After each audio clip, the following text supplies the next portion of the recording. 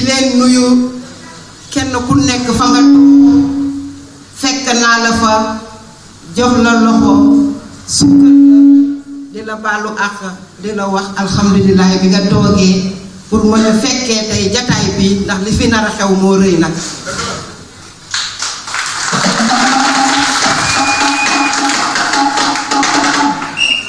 di nuyu sunu kilifa yi baax yi sunu ginnaaw defal ñu léegi ñaan gu tedd gi ñu ngi leen di sant di leen gërëm di ñaan yàlla yal na nu yàlla taaf ci seen barke te nangu li ngeen fi ñaan. di nuyu monsieur Moustapha Ndiaye Tafa dama daan dégg gaynde nekkate gaynde am na groupe gaynde mooy ñii. di nuyu maam Biram Diouf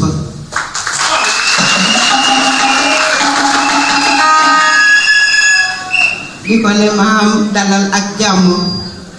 bul tiit bul ragal ndax fa nga jëm moo rëy te yaa borom xol bi rëy te yaa yaatu ba diriger Sénégal muy le président Macky Sall am looy tiit waroo am looy ragal ñëwal ndax ki nga jëm kooku antal na la mën na laa uuf. di nuyu ku ñuy wax aussi Moustapha Ndiaye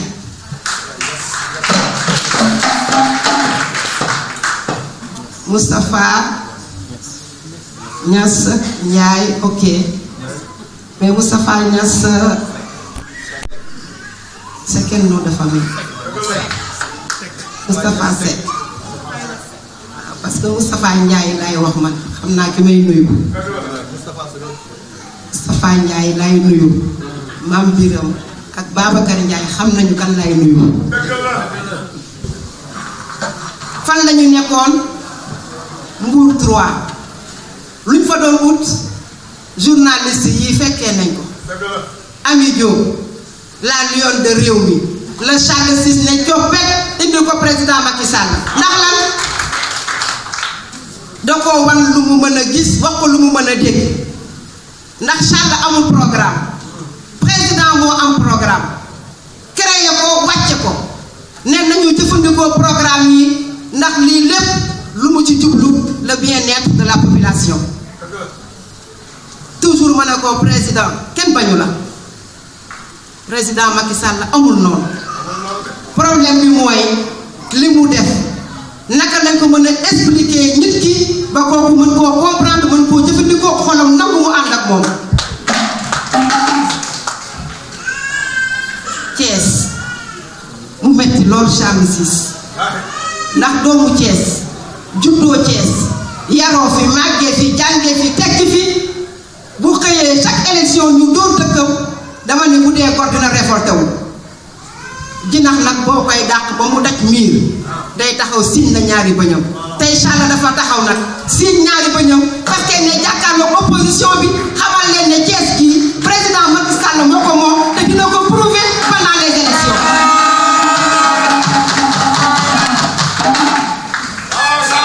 balaa may ñëw fii Mbour 3 laa jóge ku xamul maître ñaam dégg nga ko mu nekkoon frustré d'APR Charles ci loolu lay dox ku bokk APR teg na la moom mu nga ca frustré ya ma nga ca nekk ci opposition ba ñooñu lay lijjanti pour indi ko président ndax la nga am ba pare loo koy doye wax kon la nga amagul ngay lijjanti moo tax ma guddee Charles ma guddee ku nekk ci terrain bi waaye bu leen jàpp ne Charles daa tëdd di nelaw ma nekk Dakar di nelaw moo tax ñu guddee fee ñëw déedéet Mbour 3 laa jógee ci ay jigéen comme yéen ñu toog di ma xaar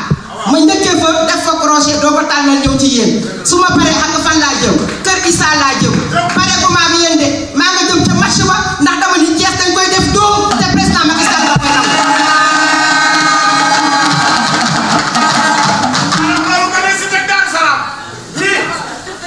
li ñu gëm la ñuy wax délégation bii toog ba ñuy politique maa ngi jàngi école xawma dara ci politique man musuma politique gëwuma ko waaye ba ma gisee lu ma ñor muy liggéeyu président ma nekk bitim réew gis li muy liggéey Sénégal dama wàcc ci terrain bi fas yéene ànd ak sama président ba lu ma ci góobee gar ko liggéey kese ñu intéressé nag kon tey ñii bu ñu nekkee grand parti di liggéey xam luñ politique nekk fa di def ba xëy tey Charles VI ñëw ci ñoom ñuy waxtaan mu gis président lu muy liggéey ñu leeral leen ko xamal leen ne lii mooy dëgg lii fii la commencé lii fii lay yem ñoo sol tenn daal la d'accord ci ndax ñi ku leen xool xam ne ñàkkuñu fayda te duñu ay nit yu ñuy jënd démb maa ñoom ñu ngi nii di ma dégg ba 2 heures du matin ñu ngi nekk réunion président rek moo leen ñor bu ñu gisoon tamit loolu ci seen biir parti ñu nekk fa di ko fa dund duñ fa jóge mais dañ ko faa gisul te yéen jigéen ñi na ngeen xam ne ñii toog yéen kese ñoo leen intéressé seen avancement la ñu bëgg li ñuy ut du pour seen ay poche du pour ay seen famille du pour seen jabar dañ koo ut pour andi ko seen population ndax yéen kese yéen a leen ñor boo leen tekkee tekki nañu ndax jigéen ñee yor kër yi yaay kaye yaay big yaay sunu musée nee na jëkkër jay xaar ginnaaw ku nekk ak li ngay def kon am ngeen droit tey ci war a taxaw ànd ak le président kon dama ni soxla yi bari na jot amul tey du bésu wax sunu programme ci sunu mouvement bi président Charles VI jiite mu nekk directeur de la SOLD lu ñu wax lan la ñuy liggéeyee ak jigéen ñi ndax li muy def ci ay formation di ko jàppale jigéen ñi di leen jàppale di leen def loo commerce di leen dugal tey jii ci gaam boo xam ne lépp business la du tey dañ koy waxtaanee ak yéen ndax tey dafa am lu ñu fi boole muy ñii tey jii war a rallier jógee tey jii ci parti bi nga xam ne moo tudd grand parti bu Malick Gakou jógee fa war a dugg ci Macky Sall te ku ne jéem ko fi mënu ko fi Charles def ko en moins de 48 heures comme vive Charles VI. kon sama président muy président avec P majuscule di le président Macky Sall di sama président di président Charles VI di avec P minuscule sama ñaari président yooyu kii jiite réew bi kii jiite mouvement bi ñu ànd ñun jigéen ñëpp ak jeunes yëpp war a nekk benn buñ nee président na tëdd nelaw Thiès da koy moom na ko gëm ndax ñii ma gis duñu ay ñuy defet école bañ daan gañee ba tax ñu jël leen dugal leen seeni ay parti tey même école boobu la ñuy voté waat gañe ko keneen gañe ñu baatil Thiès teg ko ci damay président Macky Sall jël le premier tour. bon tey nag liggéey bi dañ koy door mais commencé guñ ko Thiès nag doon na dëkk boo xamante ne si nii dëkk bañkat la parce que fii la Joor jaar na fi Mbaaxaan jaar na fi Alboury Ndiaye jaar na Thiès kon yaakaar naa ne tey Thiès doon na dëkk boo xamante ne si nii dëkk bañ la ñun nag dañoo nekk ay jeunes dëkk Thiès bokk Thiès man doo fekk day fekk ñun la yow la tey yaakaar naa ne su nekkee ay ndaw acte 3 mi Thiès nord est ouest ñu booloo doon benn say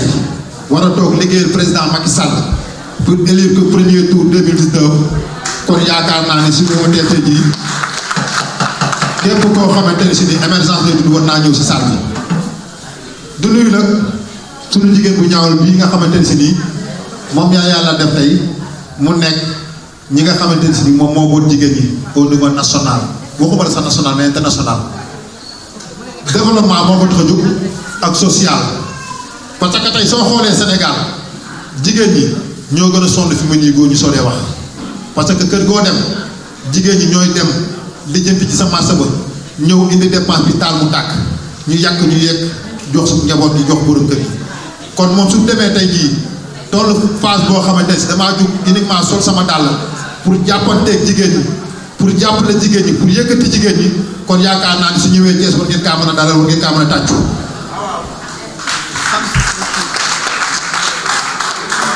parce que tey yaakaar naa ni soo dee xool tey Thiès fii ñëpp fi dajaloo parce que tey groupement des femmes yaa ngi fi association des femmes des jeunes filles am na ñoo xamante ni fondation Sopp Sëñ Babacar Sy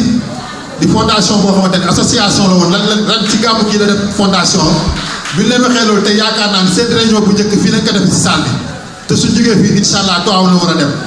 kon yaakaar naa ne tey ku ñeme ku nekk na laa dee parce que la nga liggéey ak ñoom wax leen ko moo tax tey ñu toog fii ba heure bi kon yaakaar boobu am sama diggante suñu diggante ak ñoom yàlla bu ko yàlla tas du nuyu bu baax nag maam Birame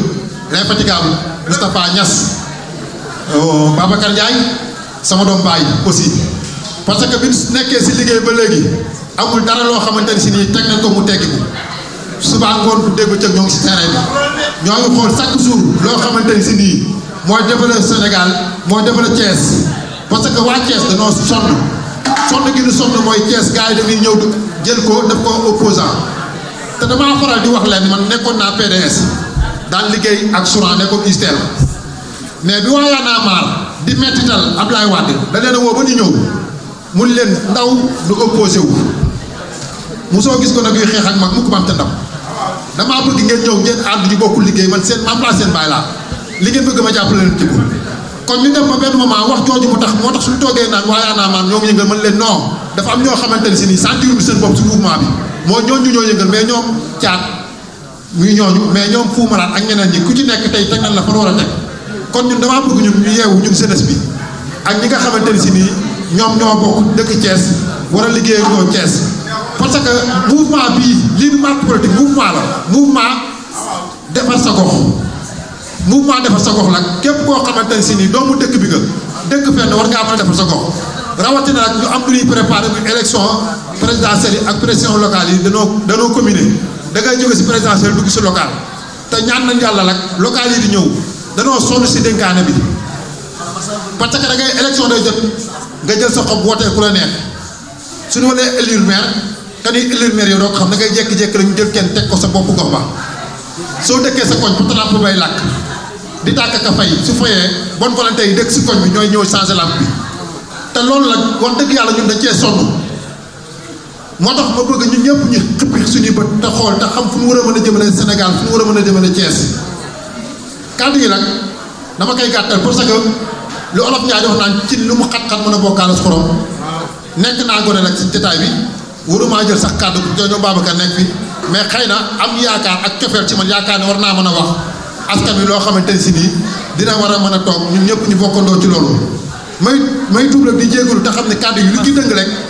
bëgg ma ko noonu te xam ne defar moom si taxoon a jug may nuyu ñëpp nag di jégalu nag kàddu yu baax jërëjëf. bi suñu sœur madame Loum nekk vice-présidente mouvement solidarité citoyenne defar sa gox yaakaar naa ne moom su ñëwee teew rek mel na ne le DG Charles teew na parce que ay tànkam lay doxee gémmiñam lay waxee donc madame Loum merci pour votre présence maa ngi beral nuyoo ñii nga xam ne tey ñoo waral bis bi ndax kat ñooñu dañ leen di nuyu boo xam ne xam nañ fu muy tàmbalee ndax te xamuñu fu ñuy yem parce que li ñu sumb di ko liggéey pour falaat suñu président képp ku ñëw jàppale na ci kon kooku amuñu sa fay maa ngi leen di nuyu ñoom ñépp di jël seen nuyoo di ko teg ci suñu loxo frère Mame Birame Diouf Mame Birame ñun recevoir ku nekk ci suñu mouvement bi suñu mouvance présidentielle bi neex na waaye yaakaar naa ne tey li ñu lay recevoir tey moo gën a neex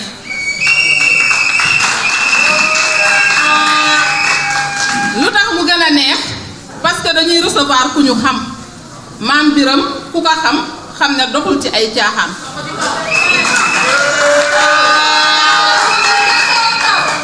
moo tax man personnellement bi ma waxtaanee fan yi ak DG mu ne ma ñun de am nañ ku bëgg a rallier parce que xam nga politique ku nekk day laajte mu ne ma am na ku bëgg a rallier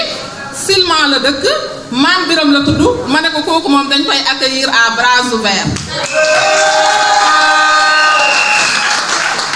kon tey Mame Birame xamoo tey fierté bi ñu am fu mu toll ci ñun parce que ñun ñi bi ñu commencé liggéey ci suñu côté mouvement dañoo demoon Silman di fa commencé teg tànk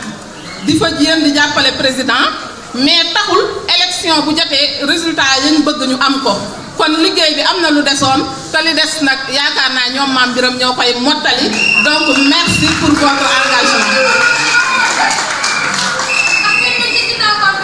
dëgg la loolu xam nañ ko ni ma DG laajee noonu la ma Mame Birame laajee Mame Birame bokkuñu parti waaye nag Thiès yàlla def na politique jaxasewu fi kenn ñàkk a bokk mouvance terewul ñu nekk ay frères et sœurs moo tax bi mu bëggee dugg ci mouvance bi moom it waxtaan naa ak man ne ma maa ngi bëgg a ñëw de parce que DG ak man waxtaan nañ mais bi ma ko waxee dama ne ko ñëwal te aussi bu fekkoon ne gis naa bi ma duggee ci le DG Charles que ne yëfam jëmul ci kanam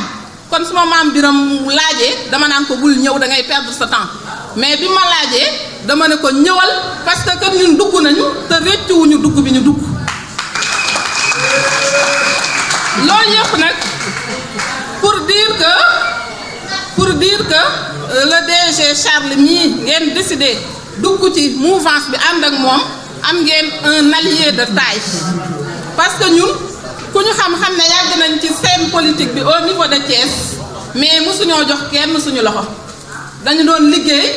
suñu liggéeyu bopp ci suñu réseau des enseignants créer suñu mouvement bu tudd ànd di liggéey ci suñu ànd kenn mës a gis ñu collaborer fi ak benn leader te xaw nañoo yàgg ci scène politique bi mu ñëwee nag tàllal ñu loxoom lu tax ñu accepté ko parce que nit booy ànd ak moom da nga koy nawloo te ñun dañ koo def nawle bi ñu ko def nag ci liggéeyam lañ ko njëkk a defee parce que ay enseignants lañ kenn umpalewul problème yi fi amoon ak grève yi te loolu yëpp nag li ko réglé ci moom DG moomu liggéeyam bu set moo tax mu réglé liggéey bu set boobu nag ci lañ ko nawee ne kii moom suñu nawle la comme ni muy liggéey mi ngi koy jaarale ci yoon rek kon xëy na ay jëfam it dina jaarale yépp ci yoon ba ñu ñëw mu jox ñu loxo ñu jox ko loxo te boobu ba léegi rëccuwuñu ci dara donc daal dañuy dalal seen xel wax leen ne tey jii bu dee dañuy wax jàpp ngeen gaynde parce que ñun joxoon nañ ko suñu loxo mais tey bu doon benn loxo lañ ko jox fukk lañ ko jox parce que xam nañ ne ànd nañoo gor xam nañ ne ànd nañoo garmi donc aussi ñu ngi leen di ñaan yéen it ni ñu jàppee ngeen jàpp ko te buñ nee fii ak weer ci kanam di ngeen xam lu bari ci li ma leen wax donc daal damay xaw a gàttal wax ji pour wax leen ne daal avec le DG Charles l'espoir est permis te yaakaar naa ne ak Charles defar sa gox boobu muy wax du nekk un concept donc dina nekk une réalité parce que defar sa gox weesuwul jàppale jeunes yi dimanche bii passé ay millions la jël def ko ci tournoi bi amoon zone nord jàppale na jeunes yi équipe yi doon joué yépp mu jox leen maillot boole ci jël ay enveloppe jox leen kon mi ngi sóoraale jeunes yi mi ngi sóoraale aussi femmes yi parce que ci même semaine bi jël na 150 femmes formé leen fii Daniel Brottier jox leen ay attestation ba pare gunge leen jox leen financement kon kooku yaakaar naa ne defar sa gox bi du wax kese da koo waxee jëfee ko parce que boo ñëwee ci bërëb fekk jeunes yi développé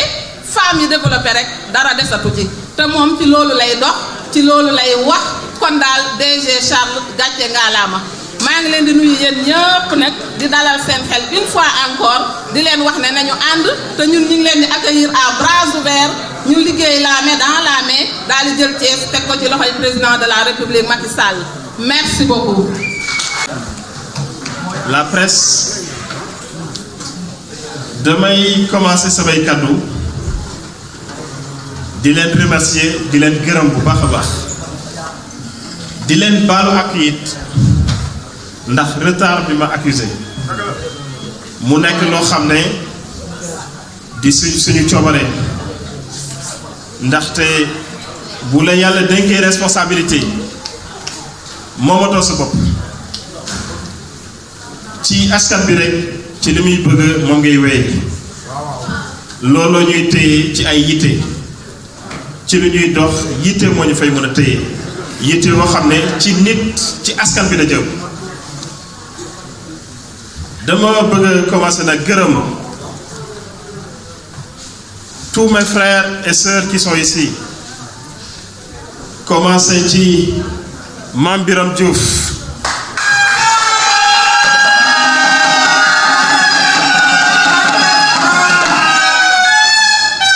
di ko gërëm di ko sant ku am jom a ngi nii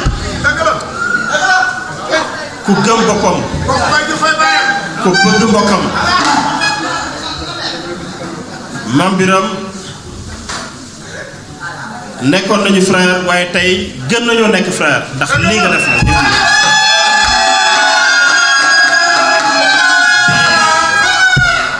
boole ci nuyoo bi le coordonnateur Aline Diop bi nga xam ne bëggoon na fee teew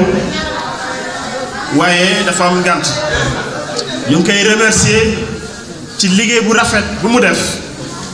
ci diggante bi di ko nuyu bu baax Babacar Ndiaye le responsable des cadres maa ngi koy gërëm di ko sant taxawaayam rafet na di nuyu aussi te di ko gërëm Moustapha Niass Seck dama naan tout sax le président di xale bu am jom loxoom set mu mën a bokk ak mag ñi jërëjëf Moustapha Niass di nuyu nit te di gërëm sama frère Moustapha Ndiaye Moustapha sa taxawaay rafet na sa xalaat rafet na sa liggéey rafet na di nuyu aussi beneen responsable muy Serigne Fallou Ndiaye maa ngi koy gërëm di ko sant di beral loxo nag à Anta Seck responsable des femmes maa ngi koy beral loxo di ci boole it suñu sœur suñu rakk Oumou Kalsoum Gueye responsable des jeunes filles di nuyu bu gën a sell suñu oustaz Magay Seck ak suñu responsable des sages di suñu baay suñu kilifa Mbaye Diouf ak Souleymane Diop bi ñuy àndal ci liggéey bu rafet bi di nuyu te di remercier bu baax a baax responsable yi nga xam ne ñoo may gunge ci liggéey bi nga xam ne son excellence Macky Sall le président de la République moo ñu ko dénk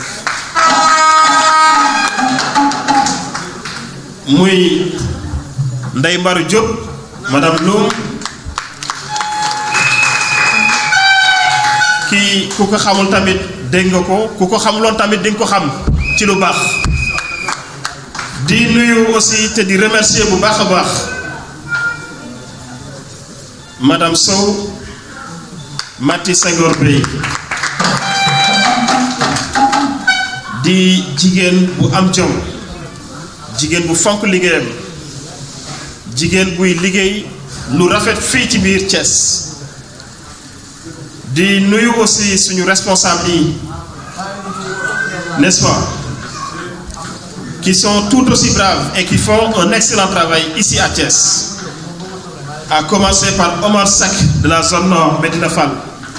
Abdoulaye Diouf de la zone nord de Médina Fall di ci remercier aussi tous ceux qui se sont déplacés ici le responsable des jeunes Babacar Gueye Mbaye avec Omar Cissé responsable des jeunes aussi Khalis Ciss suñu frère Assane Ndiaye Samba Ndiaye ñëpp ñi nga xam ne tey teew nañ fii responsable mouvement nekk fii ba Bargny fii ba Rissou woon nañu fay teew mais mouvement bi dafa nekk mouvement boo xam ne dafa ami tànk dafa judd rek ami tànk moo tax fu nekk la ñuy woo fu nekk la ñuy dem fu nekk la ñuy liggéey bu rafet di ci aussi boole ñi nga xam ne ñu ngi ci département bi waa Diobass waa Popenguine waa Bargny waa Thiénaba waa Dakar ku ci nekk bëggoon nga fekkee événement bu am maana bi di nag nuyu te di leen gërëm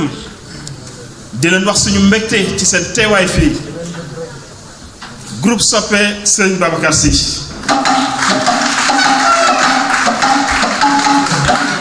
seen taxawaay rafet na maa ngi leen di sant di leen gërëm di gërëm aussi la presse qui nous accompagne partout dama bëgg a commencer ci sant yàlla gërëm suñu borom bu baax bam ñu mayee ñu fekkee bés bi ci ay anam yu rafet ci wérgu yaram di ko gërëm it ba mu defee des responsables de cette dimension ñoo xam ne li ñu liggéey Thiès macha allah ñëpp a ngi koy séddee ñu jël cette décision historique daal di dellu fa ñu nekkoon décision boobu jëluñu ko ngir dara dañ ko jël ngir conviction dañ ko jël parce que suñuy kàddu dafa tase suñuy bëgg-bëgg tase suñuy action yi tase ndax ku ne solidarité citoyenne yaakaar naa jeexal na wax solidarité citoyenne defar sa gox yaakaar naa président Macky Sall moom lay jëfee ba mu nekkee au pouvoir ba léegi di ko jëfee nag ci anam yu nekk di ko jëfee ci wàllu social ci wàllu santé ci wàllu éducation ci wàllu infrastructure wàllu agriculture looloo tax bu ñu nee Thiès de tey dafa am loo xam ne moo fa nekk ñu ngi naan région bi département bi diw moo ko moom diw moomu ko ma ne Thiès kenn moomu ko Thiès waaye ñoo moom Thiès Thiès waaye ñoo moom Thiès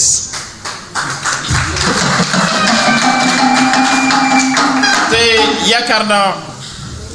li fi président de la république liggéey Thiès waaye jot nañu delloo ko njukkal Thiès waaye jot na ñu xool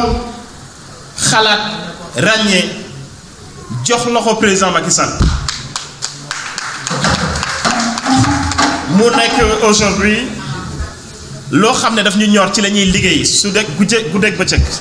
di ci liggéey ngoon di ci liggéey heure bu nekk ndaxte dañu gëm ne tey li fi président Macky Sall def ci réalisation bourse de sécurité familiale ku mësul fayeeku ñun la sa salaire a ngi nii nga ciy faj say soxla di faj say aajo yaakaar naa loolu mësul am depuis 1960 di wax ne tamit le président Macky Sall gis nañ tey ci wàllu wér-gu-yaram jéego yi fi am da nga daan feebar wala sa doom feebar faju jafe la lool waaye tey grâce à la CMU couverture maladie universelle yaakaar naa faju yomb na ñëpp président Macky Sall ku dëkk ci Sénégal fooy mënti yeewoo muy ci Thiès ci Dakar ci Tamba tey daf la jox chance boo xam ne lu la yàlla mënti bindee dañ ciy jot à travers la carte d'égalité des chances président Macky Sall dafa nekk ko bëgg njabootam fàttewul kenn ndaxte ci dëkk bi nag la jógee xam li askan bi di dund mu teg ay jumtukaay yoo xam ne seen coono dina wàññeeku boo gisee tey des responsables aussi éminents jël décision bi dafa fekk ne reconnaître nañu liggéeyu président Macky Sall reconnaître nañu aussi liggéey bi mouvement bi liggéey ci biir Thiès fas yéene ko gunge nag ñu jël Thiès teg ko ci loxo président Macky Sall di leen wax ne responsable yi nekk sama kanam sama ginnaaw dama bëgg ngeen dooleel leen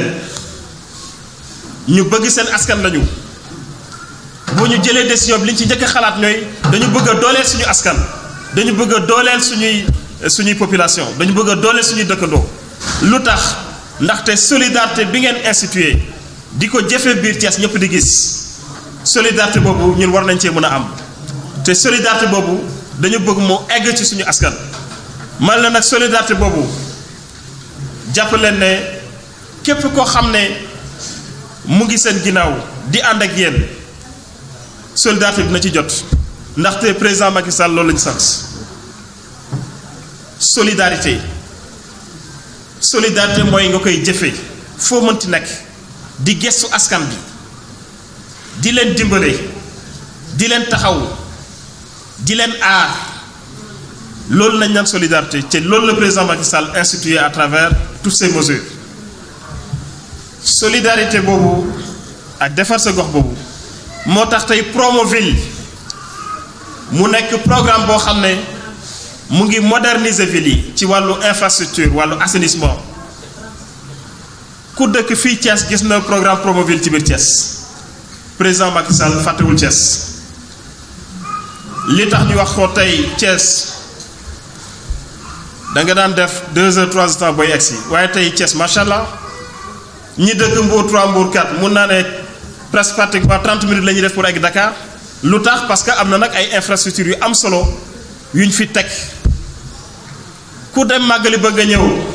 nga jaar Ila Touba bi wax dëgg yàlla reconnaître nga ne kii liggéeykat la ku dëkk Thiès xam nga ne autoroute du mel noonu day changer définitivement le visage de Thiès bari na Thiès waa tey yoo xam ne ñibbisi nañu ndax gis nañ ne am nañ fay opportunité ak possibilité yoo xam ne mën nga dëkk fa nga dëkk di liggéey di ñëw ndaxte infrastructure maye na ko di leen wax ne li ñuy wax nii dafa nekk loo xam ne dañ ko tawee man président Macky Sall bi may nommé nekk moon sax di politique nommé na ba 2 fois décret ci confiance am ci objectivité am parce que dafa ne Sénégal nag ñëpp ko bokk nekkul ne da ngay nekk dans la mouvance présidentielle rek yow rek la ñuy jox ñëpp lañ koy jox tey gis nañu DER bi ñi ci njëkk a jot sax nekkuñu dans la mouvance présidentielle xam nga ne kooku sénégalais yëpp la bokk njaboote ndax ñiit nag noonu nga war a mel di leen dalal seen xel ne leen aussi suñu frères ak sœurs yi nga xam ne des frères et sœurs de valeur dañu rejoindre décider jàppale ñu pour ñu remporter ici au 24 février l'élection présidentielle à Thiès bokk nañ ci njaboot gi ba pare lépp loo xam ne dañ koy jëfee yaakaar naa sax ñoom dinañ ci jiitu lépp lu ñuy def seen loxo dina ci tege fépp fu ñuy dem yaakaar naa suñu tànk du raw seen bés di leen wax ne responsable yooyu bëgg naa tey ngeen gën a am ci ñoom confiance ndaxte liggéey bi ñu nar a sumb nag yaakaar naa ku yeex de doo ko fekke yaakaar naa kuy am ay doute wala ay inquiétude liggéey boobu doo ko gis parce que liggéey bu gaaw la ñu bëgg liggéey bu am solo liggéey boo xam ne yéen ñi en tout cas dina leen yokk maa ngi leen di gërëm di leen sant guddi na te tey nañ fi lu yàgg-yàgg yaakaar naa li ci kanam rawul bët je souhaite la bienvenue dans la mouvance présidentielle au nom du président de la République, du Premier ministre, de tous les ministres, notamment du ministre de l'économie des finances et du plan, M. Amadou Ba, que je remercie beaucoup pour son soutien, pour son assistance aussi et pour son accompagnement. di leen ne aussi lépp loo xam ne nar nañ ko ci wàllu jigéen ñi man yaakaar naa loolu sax dañ ci gaaw sawar parce que nag jigéen ñi nañ ko wax nag te kii mais jigéen ñi yor dëkk bi nag n'est-ce pas dina neex lool ñu commencé liggéey ak yéen ci ay diiru gàtt bu ngeen gisee délégation bi gis ñi fi nekk ci responsable femme nga xam ne nag le président Macky Sall jox na loxo jigéen jox na loxo aussi jeudi di leen rassuré waat di leen dalal seen xel ànd bi dafay nekk àndu nawle àndu dëgg ànd boo xam ne kàddu bu dul rot rek moo ko lal ndax ñii dama leen xam bañ leen di xam du léegi te ba ñu décidé ne dañuy ñëw ci man liggéey ak man dama ci sawar lool ma ne leen sans condition ñu ne ma aussi sans condition donc àndu dëgg la amul benn intérêt bu ko lal dañu gis ne seen askan sonn na ñu ne dañuy ànd ak Charles Ciss à travers son mouvement et le président de la République liggéeyal Thiès waaye liggéey bu rafet te liggéey boobu day doog a door parce que nag fépp foo xam ne mën nañ fa dooleel président Macky Sall et la mouvance dinañ ko fa dooleel li ci kanam rawul bët man jëf laa gën a mën ko wax moo tax su may wax dama koy rotal fii maa ngi leen di gërëm di leen sant di ñaan aussi objectif yi nga xam ne dañ ko mbébét yàlla may ñu ko mu sotti ci jàmm ñëpp mën ko fekkee teewee ko ci ay anam yu rafet maa ngi leen di gërëm encore une fois di leen ñaanal ñëpp nga xam ne dañu déplacé wu ñu ñibbi ci jàmm di gërëm aussi autorité thiessoise yi parce que autorité yi fi nekk nag dama ko bëgg a leeral jàmm rek la ñu sekk jàmm la ñu sekk dañuy wootante di seetsante sekk ay relations yu rafet ñoom aussi jàpp nañu bu baax ci événement bi encore une fois bienvenue à nos frères et sœurs et je souhaite que désormais que les Thiessois sachent que monsieur Mame Birame Diouf, Babacar Ndiaye, Moustapha Ndiaye, Obo Kalsoum Gueye sont désormais des membres de la mouvance présidentielle. mbokk waa Thiès asalaamaaleykum sama kilifa yi fi teew sama papa Mbaye Diouf Oustaz Maguette Seck mu leen di sant di leen gërëm maa ngi nuyu ñi fi teew ñëpp maa ngi nuyu monsieur Charles Ciss mi nga xamante ni yaa ñu dalal tey ak sa délégation bi nga xamante ni ñoo koy liggéey maa ngi nuyu samay mbokk samay xarit nga xamante ni ñoom laa àndal mooy waa Silma maa ngi nuyu samay xarit muy sama bopp jàngal samay collègues aussi le biir na la toog maa ngi nuyu monsieur Samba Sène et les responsables de l'APR de Silma maa ngi nuyu madame Tine Sey madame Camara nga xamante ni dafa nekk ci poste de Silma bi nga xam man maay le président du conseil exécutif maa ngi nuyu tous les responsables du grand parti man dama li dañoo baax rek parce que je devais même pas prendre la parole c'est Aline Diop le coordinateur départemental du grand parti Thiès qui devait prendre la parole il est empêché moo tax comme j'étais chargé de la communication du parti donc moo tax tey ñu jëlale ma mais jàpp naa ni ñun ku nekk si ñun ñi war ngaa mën a wax muy Babacar Ndiaye muy Moustapha Seck Niass Seck muy Moustapha Ndiaye sëñ Fallou Ndiaye ak Anta Seck ak responsable yi nga xamante ni ñëpp ñoo fi teew wane ni nag suñu daje bi tey dañoo jógee grand parti tey pour intégrer le mouvement Soldats Citoyens defar sa gox pour accompagner ki nga xamante ni mooy suñu frère suñu lépp di Charles Émile Abdou Ciss ñun xam nga jamono dafa doy waar mooy loo gis rek dañ ciy leeral mu am solo fi ñu jógee amuñu fa xar ma yàlla kenn xam nga Sénégal dañu mën a xarab wax ju ñaaw ñun yarewuñu ko digaluñu ko waxuñu ko dañoo gis koo xam day dem ànd ak ñoom dañoo gis koo xamante ni lu ñu bëgg parce que tey mos Babacar duma bàyyi may wax lu dëgg demoon nañ ba xalaat créer mouvement ba jàppoon nañu suñu objectif mooy gën a jege la population gën a jege les femmes gën a jege les jeunes parce que à travers les mouvements ci gën a accessibilité par rapport à la population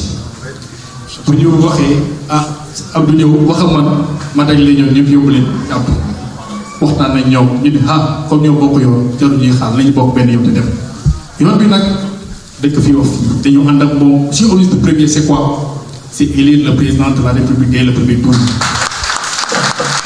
parce que moom la bëgg ci loolu la ñuy woo ci loolu la ñuy fekk ndax mën nañ ko lool ndax xam nañ Thiès fi lañ juddoo fi lañ yaroo Charles man sama maam ñëw ko Thiès sama maam ñoo dëkk Thiès dans le trou la mairie de Thiès sama maam moo ko góor andi ko Senghor man Thiès laa dëkk Thiès laa juddoo Thiès laa dëkk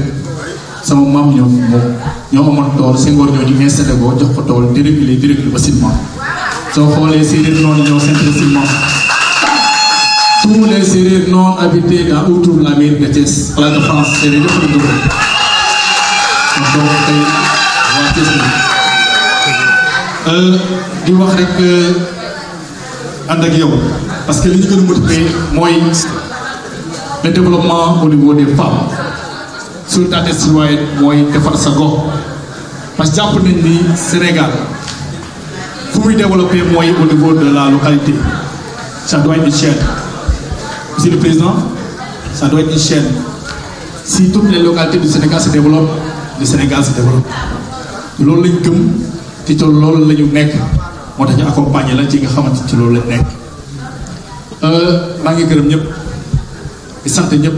di sant les journalistes di sant sama xarit ñu nekk ci salle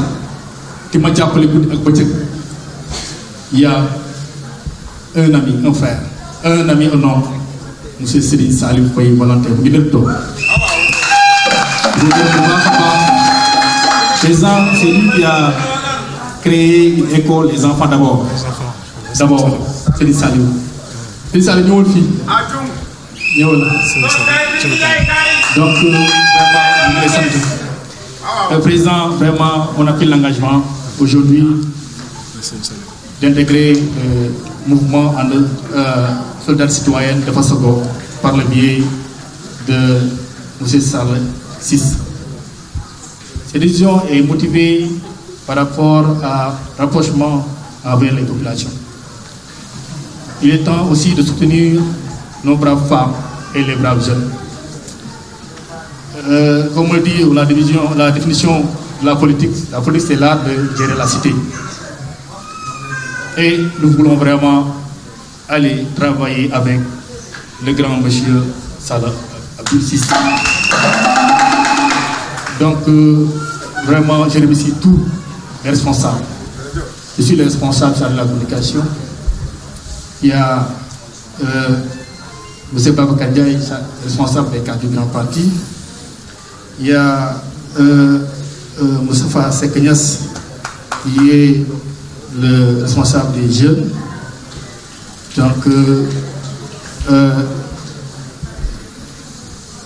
Donc M. Sall 6 aussi est un fils de Thiès. Donc il a voulu vraiment travailler pour le développement de Thiès et pour le développement du Sénégal de manière générale. Et il est élu le président dès le premier tour au soir du 24 février. Nous l'accompagnons dans cette mouvance afin de vraiment permettre aux femmes et aux jeunes et la population de manière générale de se développer à travers des financements, à travers des formations, à travers aussi l'emploi des jeunes. Parce qu'il ne faut pas oublier aussi, au Sénégal, les jeunes ont besoin de travail. Les femmes aussi ont besoin de financement. Et prennent des financements à travers des banques avec des taux d'intérêt très élevés. Et il est temps vraiment de les soutenir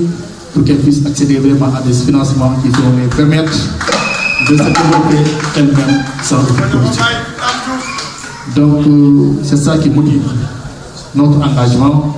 derrière M. Sall 6. Et je vous l'ai dit tout à l'heure que je ne vais même pas prendre la parole. C'est M. Ali Diop, le coordinateur départemental du Grand Parti Thiès, qui devait être là, empêché parce qu'il a un décès. C'est la raison pour laquelle il n'est pas là. Il y a d'autres responsables du Grand Parti qui attendaient d'abord que le point de presse soit tenu pour suivre les rangs. Maintenant, nous allons les attendre au bras ouverts.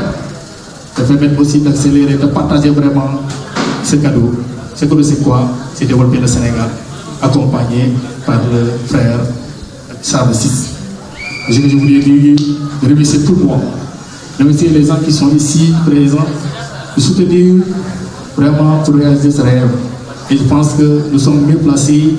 pour vraiment donner le président un second mandat. Parce que j'étais le responsable chargé dans la commission de rassemblement des votes au niveau du tribunal départemental lors des élections législatives de Manko Taxawu Sénégal. Dans le département de Thiès, Benno Bokk était à 38 000 voix de différence de Manko Taxawu Sénégal. Mais dans la commune de Thiès, Manko Taxawu était à 10 000 voix de Benno Bokk Yaakaar. Donc ces 10 000 voix-là, on va les prendre, et plus que même, pour donner vraiment le président la victoire au soir du 24 février. Moi, je pense que c'est ce que je voulais dire, et remercier tout le monde, et appeler à tous les Thiessois